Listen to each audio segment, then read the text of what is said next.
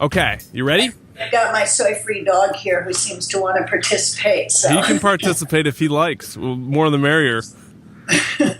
My next guest is the nutritional mythbuster, a.k.a. the Naughty Nutritionist, former vice president of the Weston A. Price Foundation. You may have seen her on Dr. Oz, NPR, Discovery Channel, and she's here today to talk about the Whole Soy Story and how to practice safe soy. Dr. Kaayla T. Daniel, thanks for coming on.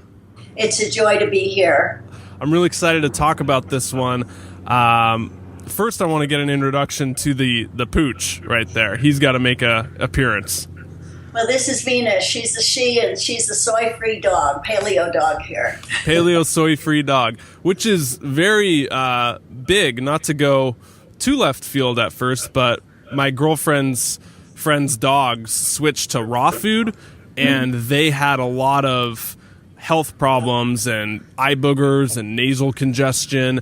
And when they switched to raw food, all of that started going away. So it must not be just a human thing as well that, you know, when dogs eat higher quality food, they have similar health conditions. Absolutely. Yeah. Okay, so I'm interested then. Can we practice safe soy? I love that expression. You're known as the soy lady, the naughty nutritionist. How did this become such a big passion of yours? Well, like a lot of people 10, 15 years ago, I was reading headlines about the joy of soy and the soy of cooking, and soy as the miracle food that could cure everything that ails us personally and also what ails the planet.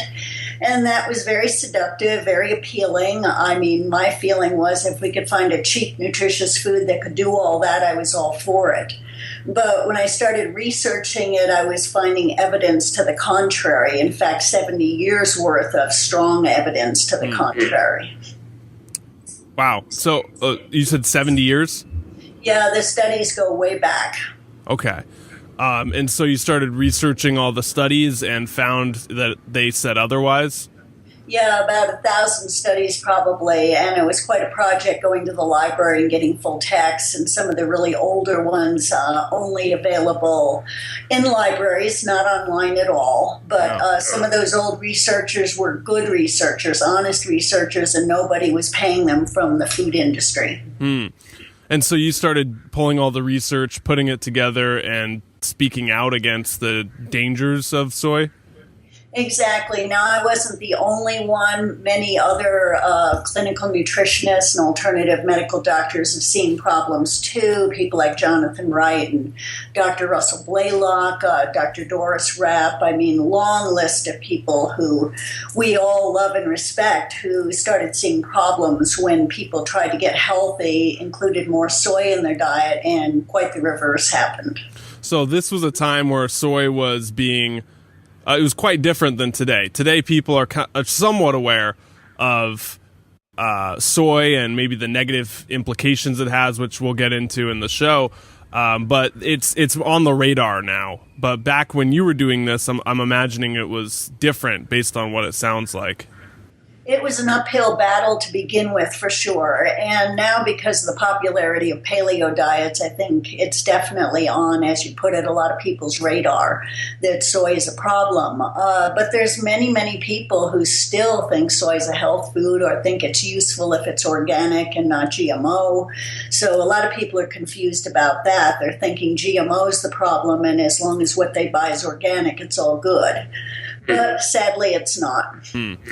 And so how did all the research compound into the Whole Soy Story and the book you wrote, and what was the build up there? Well, it was originally supposed to be a fairly simple project. I'd do some research, I'd bang out a quick book.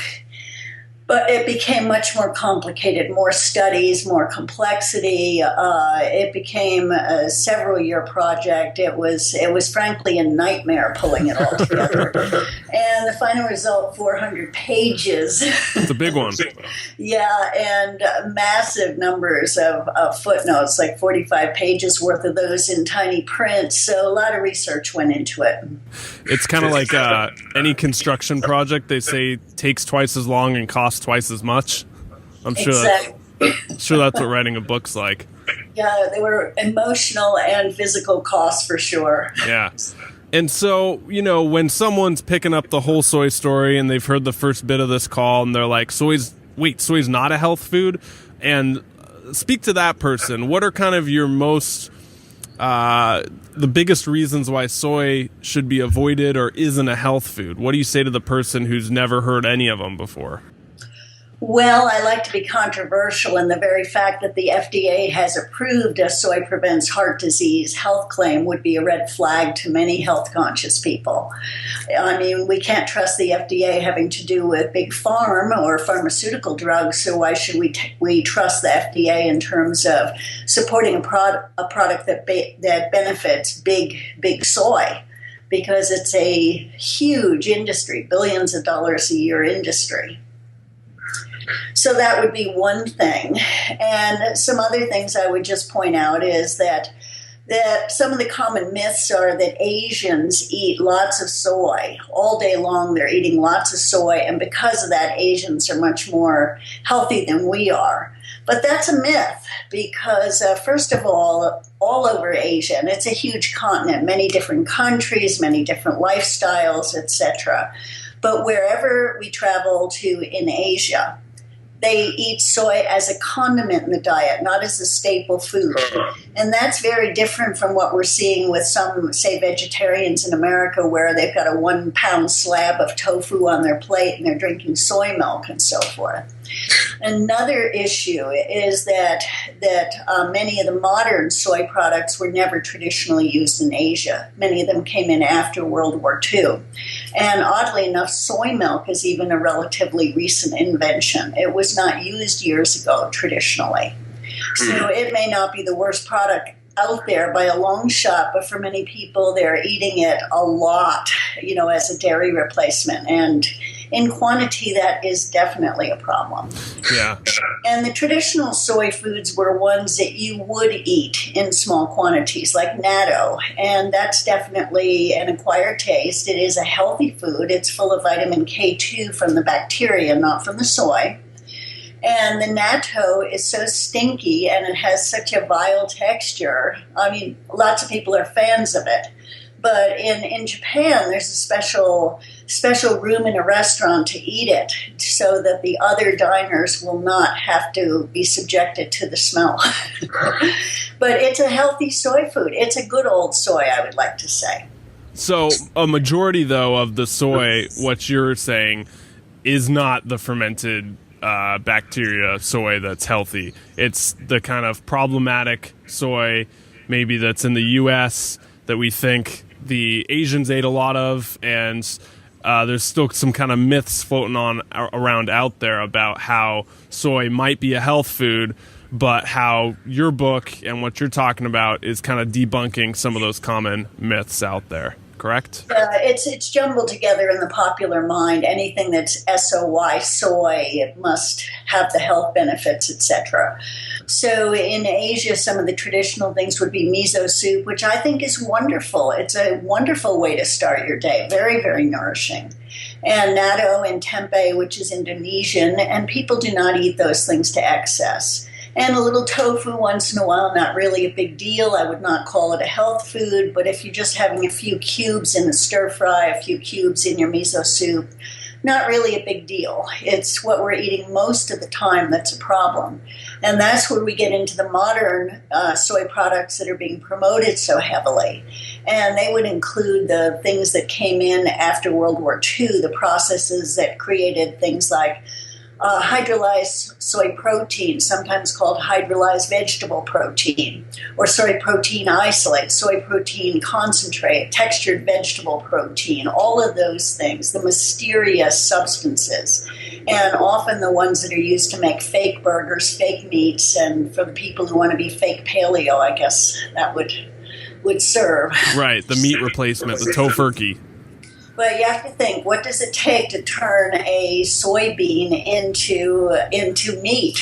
Yeah. And it's MSG and a whole lot of additives. Now, oddly enough, tofurkey, which is something I really enjoy making fun of, the worst problem with tofurkey is not the soy or the tofu in it. It's the wheat gluten. So talk about something that can really destroy your gut. I mean, it's not just a little bit of gluten. It's a lot of gluten. Yeah. So with, talking about how soy was a supplement or kind of more of a condiment in Asia, like you spoke about, and how we took that, ran with it, and made it kind of a staple, really a big part of our diets and the miracle food from 20 years ago. I guess the question is, why is that bad? What does soy do to us that's negative? Well, I think there's a basic idea that we all need to consider is that we tend to not get into trouble if we have a rich and varied diet. It's when we decide that one food or one supplement is a miracle substance, a silver bullet, or something that's magic, and eat it excessively. That's when we put ourselves at risk, because some of those substances do not turn out to be healthy. So if we have a little soy once in a while, if we're not allergic, probably not a big deal. Not paleo, but most of us aren't perfect 100% of the time.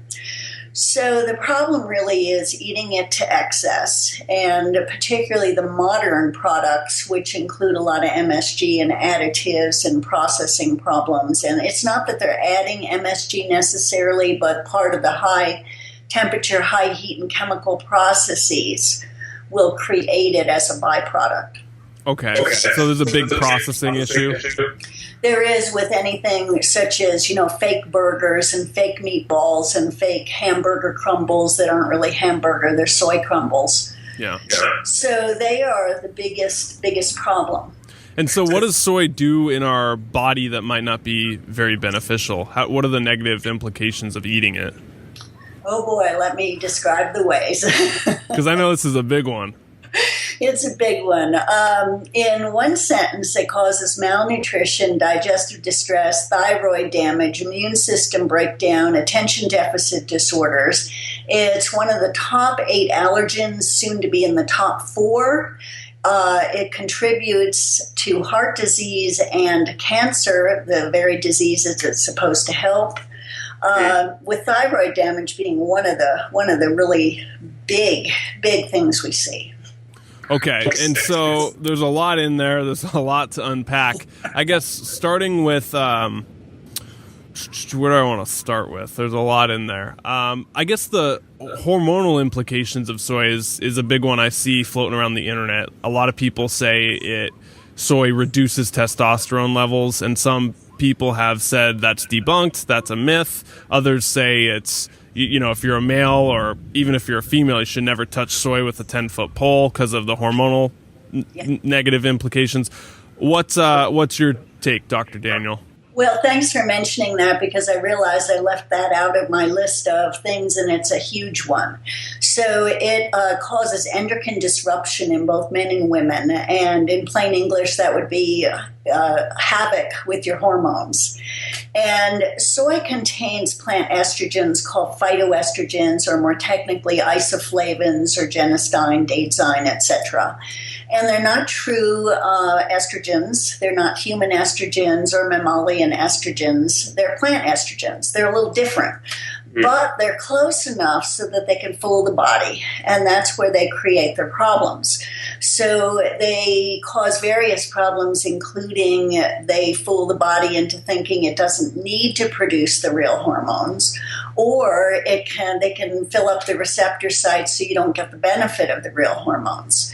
So in terms of girls and boys, all that estrogen is problematic in different ways. Now, the most vulnerable time is when a baby has been just born and during the first year of life.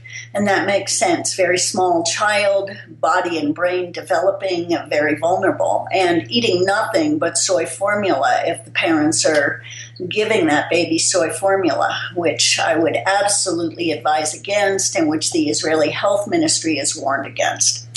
But anyway, what develops with the little boys, this might seem hard to believe, but a baby boy in the first month after it's been born has as much testosterone as a grown man. And it's very important that that testosterone is made and it's being used because it's programming that little boy to go through puberty years later and become a man, to become a father, all of those things. Sure.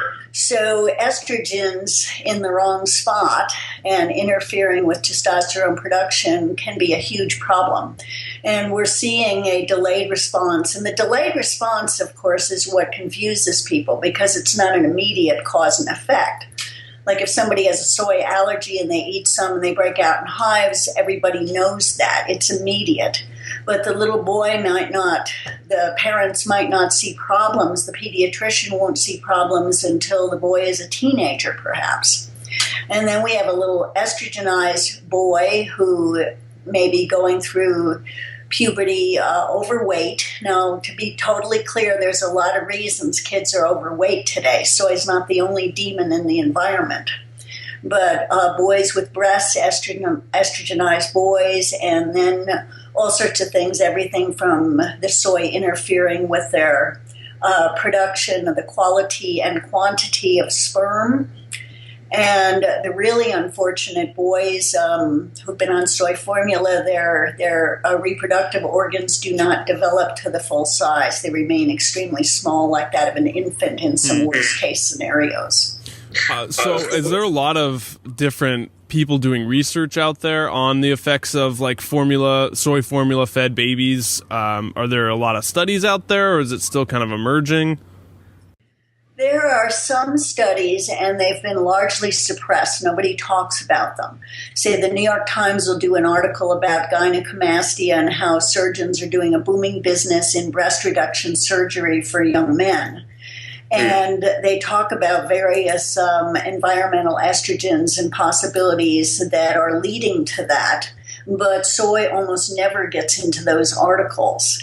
And we absolutely need to be careful about other environmental estrogens, things like BPA and plastics, the estrogens that we find, say, in the water supply from, say, birth control residue and hormone replacement therapy residue and other drugs. There's problems with chlorine and fluoride, and I mean, I could go on and on. We've got a toxic environment. But somebody who's going to be extremely vulnerable would be a baby given soy formula during that first year. Okay. And so to recap on how it affects the baby, the soy has phytoestrogen in the plant estrogen, and so when we eat that, it mimics an estrogen receptor and can bind to our estrogen receptors, therefore increasing the estrogen levels. Well, that's pretty much, it can increase them or it can interfere with them in various ways. And one of the problems is it's not a reliable process. And also people are getting different doses and the duration can vary. Say one baby might be on it for a few months. You know, the baby might have started out breastfed and then, say, at the 3-month point went on to soy formula. That baby's getting a different dose than, say, another, different levels of, hungry babies versus ones that are less hungry. And then the plant estrogens will vary from soy crop to soy crop. So there's a lot of confounding factors that make this very hard to tease out completely. Sure. But the basic thing, as you were saying, they can get into the receptor sites, so the real hormones can't get where they need to be to do what they need to do so you can develop your brain and body properly. Okay. So what about the person who's trying to lose weight? Is soy something they should definitely avoid, or what are the implications of soy on weight gain? Well, the soy industry would like you to think that it's a good plan to include more soy in your diet. And they talk about how some of the products are low fat. And, of course, there's all the protein shakes with soy protein in there. So it's heavily recommended for weight loss. But the research actually establishes that it has a terrible detrimental effect on the thyroid, most often manifesting as hypothyroidism or low thyroid, with the effects of malaise, lethargy, fatigue, and loss of libido, loss of hair, some of those symptoms. But when your thyroid's down, you're more prone to gain weight. And we have 70 years worth of studies indicating that soy can damage the thyroid. Wow. Okay. So, and the lower thyroid or hypothyroidism causes the weight gain. It does, and there's many ways that soy can damage the thyroid. Sometimes it initially stimulates it, giving somebody a mild, say, hyperthyroidism, and initially they'll have more energy and feel good. But when you're whipping the thyroid like that for more than a few days, it starts to get very tired out, and the person will lapse into the long-term low thyroid. And sometimes people go back and forth. There's some very scary stories of people who've experienced thyroid storms and were rushed to the hospital and so forth. Wow. So soy's linked to all of those, plus the autoimmune forms like Hashimoto's and Graves'. Okay. And then is it the inflammatory properties of soy or the hormonal aspect of soy, or how is it really targeting, causing kind of autoimmune diseases? Well, with the thyroid, soy interferes with the production of the enzyme thyroid peroxidase, and without that, we're not able to make T3 and T4 properly. So that would be an issue there in terms of the thyroid disease. Now, I don't have research on all the autoimmune disorders, such as rheumatoid arthritis or scleroderma or lupus or MS in soy. I can't imagine that it would be helpful if it's damaging your thyroid and contributing to reproductive problems. It can't be good for the rest of your system. Yeah. So with soy and consumption, there's people out there who say, "Oh, I'm fine, Dr. Daniel. I don't need any soy.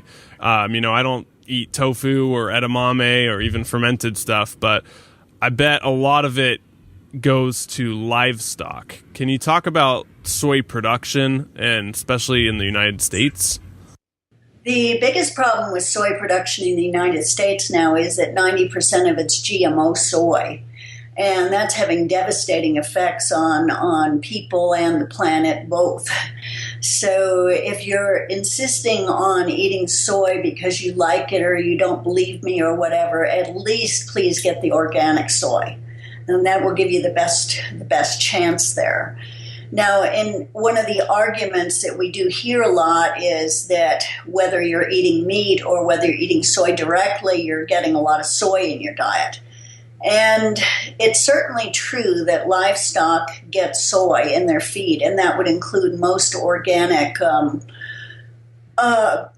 meats and poultry that you would find in the supermarket, and farm-raised fish, etc. They're given a diet that can be quite heavy in soy.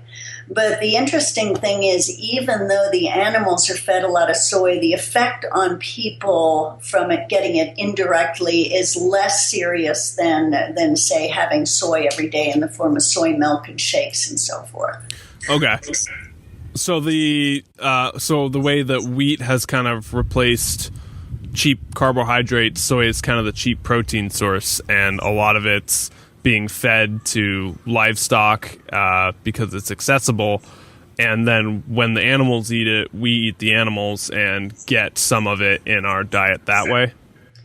Yeah, a lot of the very best research on soy was actually done by the USDA over many years, and the intention was to solve some of the problems of feeding soy to animals, because the industry wanted to feed more soy to the animals without bad health effects on the animals. So the USDA did lots and lots of studies trying to figure out ways to solve the problem, because this is what happens to the animals. Some of it they like. It damages the animal's thyroid, so the animal gets fatter sooner. I mean, that's good for business. But too much soy and the animal cannot reproduce, or it dies prematurely, and that's a problem. Yeah. So they were working very hard to figure out ways to process the soybeans so that it could work better for farmers. Or when I say farmers here, I'm talking, the factory farmers. So with soy, then, I heard that you're not supposed to eat it raw, that it's poisonous if it's raw. So when they're feeding it to the livestock or anything like that, are they cooking it, or do they feed it to them raw, or what's that process like? Oh, it's very definitely processed.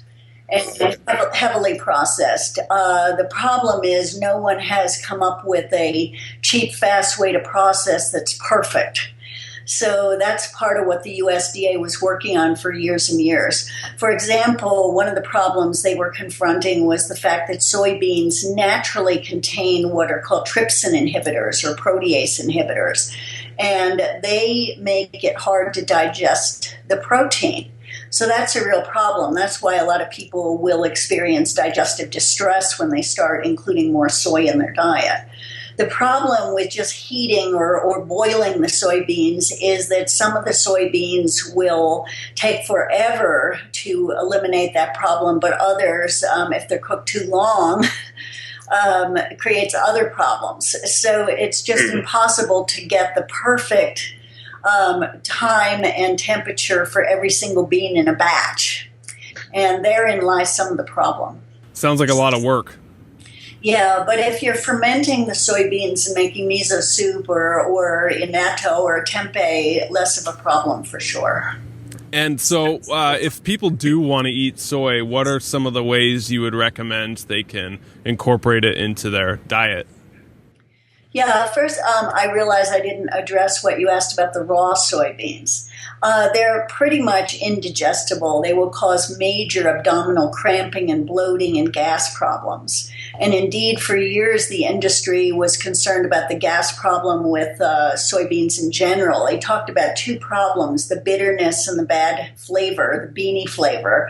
And the second issue they described as the flatulence factor. So it becomes extremely bad when the soybeans are undercooked, and there's all these stories from the 60s with hippies boiling up, stock pots full of beans and not cooking them enough. Yeah, I can imagine.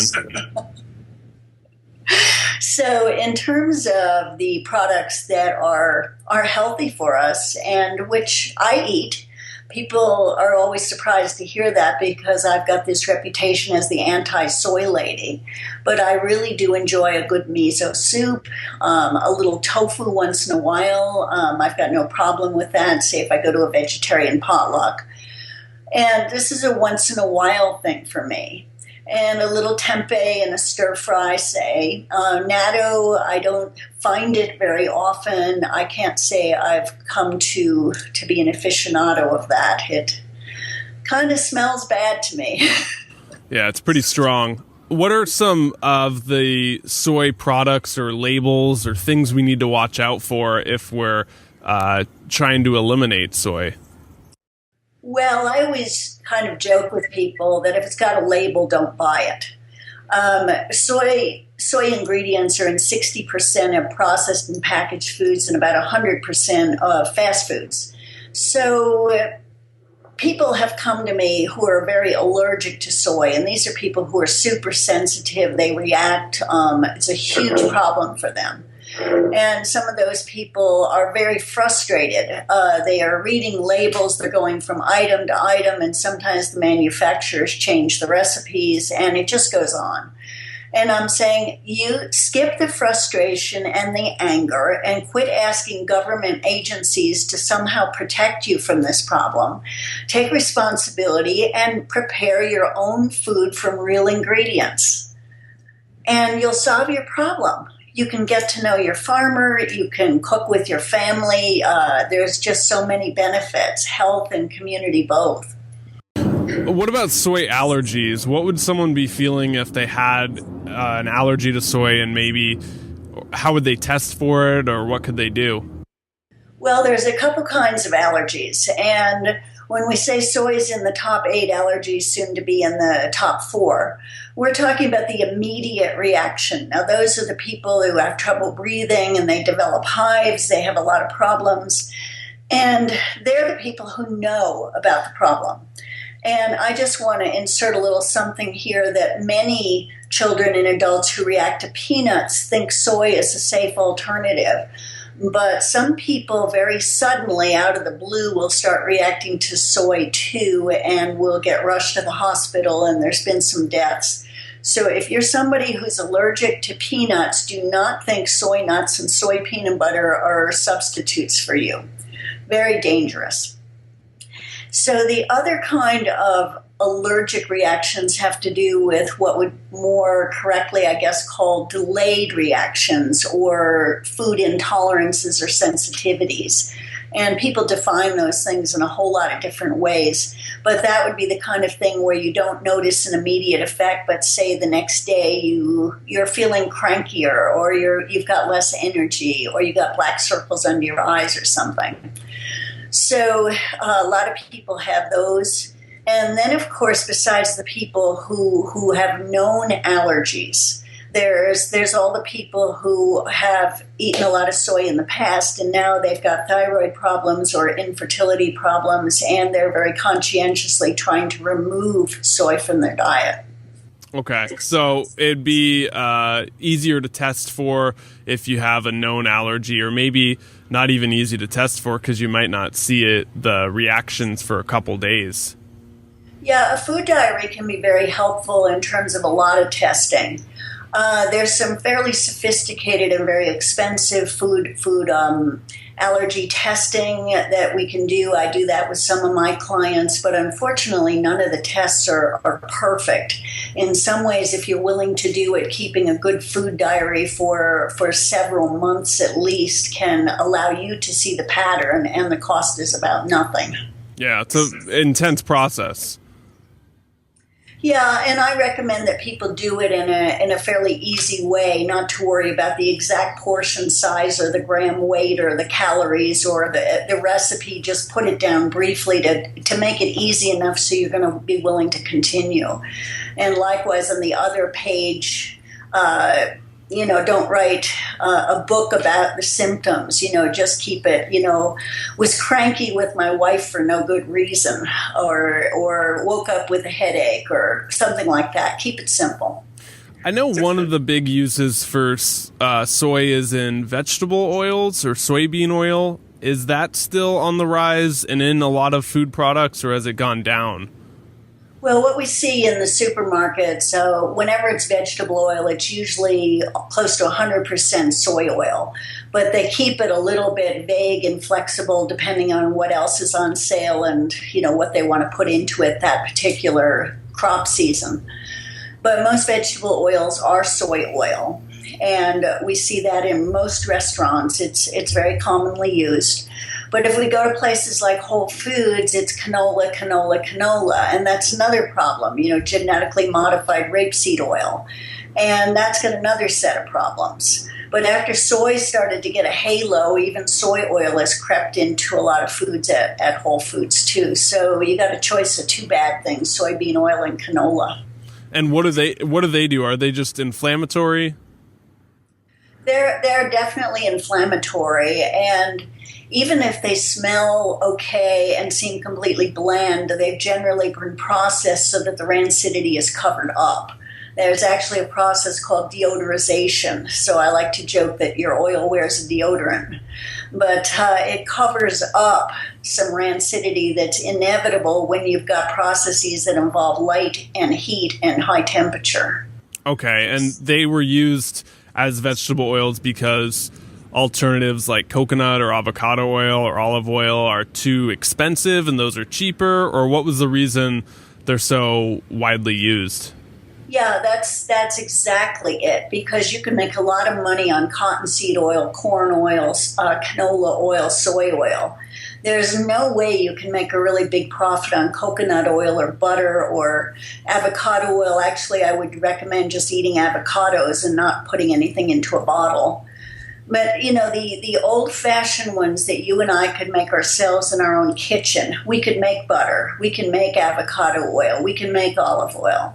But I suspect that most of us can't on our own without a huge $1 million factory make soybean oil. I mean, how are you going to do it with those hard little beans? Yeah. So to kind of wrap up the soy discussion, what would someone be feeling if they knew that going soy-free was working? Like, do you have any before and after stories, or did you have any experience when you eliminated soy in your diet? Like, you got more energy or less joint pain or anything along those lines? I was blessed that I never completely fell for either the vegetarian myth, the vegan myth, or the soy myth. So at various points, of course, I read that it was a wonderful substance, but I tried soy milk and it was really disgusting. So I never got into the habit. I certainly had tofu at various points, so, sometimes made with things like shiitake mushrooms, which I enjoyed and still do. But I never ate so much that I caused any problems for myself, and it was in a varied diet. So that would be a biggie. Now, in terms of clients I've worked with and people who call me with their soy stories, they've tended, on the whole, to get into trouble because they were doing too much of it. Maybe they were not able to tolerate dairy, and so they started drinking soy milk several times a day, washing down their cereal with it and having it with lunch. And they're mistakenly thinking that if they can't have dairy, they need a dairy substitute or their bones are going to fall apart. Well, it doesn't work that way. So these are people who are doing too much soy and eliminating too many other good foods from their diet. Maybe they were eliminating eggs and meat, and a lot of those people were having vegetables, but a lot of soy. They were having it every day. So some of the effects they would have would usually be not the digestive ones so much, because people who have digestive problems usually quit the soy pretty quickly because it's pretty immediate. You go out to dinner, you have soy, and you got stomach cramps most of the night. So that's pretty clear cause and effect. So those people quit. They're the lucky ones. The ones who end up with the problems will often start showing thyroid problems, but it's not going to happen tomorrow. It's going to be a few weeks probably, and then people assume that because, say, they're middle aged, their doctor's going to say, well, what do you expect? You're 45 now, and hypothyroidism is very common. So a lot of people don't associate it with their consumption of the soybean, which is supposed to be so healthy. And some of those people are doing it because they're trying to prevent cancer, trying to prevent menopausal symptoms like miserable hot flashes. And the science on that actually is inconsistent and contradictory, but we do know that even if it does help with the hot flashes, what it's doing to your thyroid is pretty bad. So to wrap up then, I guess, what are some of your favorite health practices, Kaayla? Do you do anything that would fall under hack or lifestyle or diet or supplement, or anything that you just absolutely love that you do on a daily or weekly basis? Well, I love a saying that one of my friends and mentors like to use, which is pleasure is a nutrient. And I think that we should be enjoying our food, and that makes a huge difference. So I would say I enjoy my food. I have a rich and varied diet. Fortunately, I don't have a lot of allergies, but I do stay gluten-free and minimize the non-gluten grains. So basically, I'm talking about a diet that includes a lot of different meats, poultry, fish, and a lot of vegetables. So that would be somewhere on the paleo spectrum. And I also, as a hack, I'm not sure exactly if this is a hack, but the idea of nose to tail eating. And I think Mother Nature provided us with all parts of the animal for a reason. So a lot of people make the mistake of doing too many steaks and chops. And that's an expensive choice, but it's also not ideal for health, because Mother Nature wanted us to be eating the heart and the liver and the chicken gizzards, and also to be making a nourishing broth from the carcass, the bones, and the cartilage. So that actually is one of the secrets, broth, as the way to keep healthy joints, to heal your gut, to heal autoimmune problems. Broth is just a miracle worker. Yeah, I've been looking to get into experimenting with bone broths and stuff. Do you have any recommendations of where to start? I know my farmer's market has some, I think they're cow bones that you can buy in the big bulk bags. Do you recommend just starting with those? Well, that would be a great option. Chicken feet, if you can get them. If you're roasting a chicken, use the carcass, add some chicken feet, and make up some broth or soup from that. And my book, I co-authored the book Nourishing Broth, an old-fashioned remedy for the modern world. So that's got a lot of tips, good recipes, and I provided the science on how that's going to heal much of what ails us. Okay. And then the Whole Soy Story, you can get that on Amazon or anywhere else you'd like to send people to pick up the book? Yeah, you can get it at a great price on Amazon. And the same with the Nourishing Broth book. Amazon's, get fast and cheap. Yeah, Amazon's great. Great, Dr. Daniel. Any other ask for the audience out there where they can find out more about you and your work? Sure. My website, drkayladaniel.com. That's my Naughty Nutritionist website. And that's where my mischief comes out to play, where I talk about things like the fats of life and how cholesterol is our friend with benefits and how to practice safe soy and what foods are truly well endowed and all sorts of other fun subjects. Good information in what I think is an entertaining way. Well, thank you so much for coming on. Appreciate your time. Thank you. Okay, that is it. Hope you got the lowdown on soy. Again, fascinating show. I always learn something walking away from these shows, and it's one of my favorite parts of the week is interviewing guests and getting their expert opinions on it. Paleohacks.com, launching tons of recipes over there, articles, blogs, but the archives are over there. And you can watch and find all our shows for the previous 3 years, and it's 100% free. So speaking of which, if you haven't heard last week's episode, I announced that Paleohacks show, after 3 years, we are deciding to no longer produce it. We will have shows up until October, and then that's pretty much it. And it has nothing to do with, Paleohacks or me, or we're just both going in different directions. So be sure you follow Paleohacks. I don't know why you'd be listening if you didn't. And then I would love to stay in touch with you. I'm still around doing lots of different things. If you want to stay in touch with me, you can go over to clarkdanger.com/download, and that will give you the 11 questions change your life ebook that you've heard me talking about for like a year. But that also puts you on the mailing list, so I can send updates on everything going on with content-wise.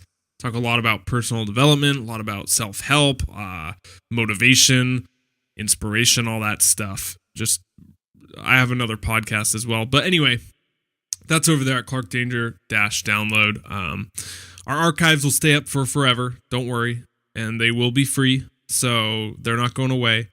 We got over 100 episodes, so if you wanted to still listen to one a week, you could re-listen, and it would still take you 2 years. So we could be there for another 2 years.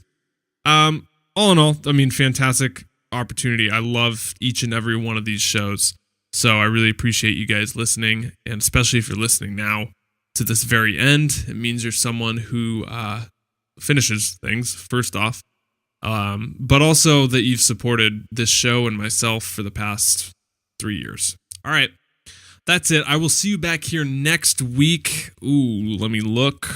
If you want to know, Sarah Fragoso. Yes, that one was fun. I love that call. Be sure you tune in next week with Sarah Fragoso talking about her big shifts in life and a lot more.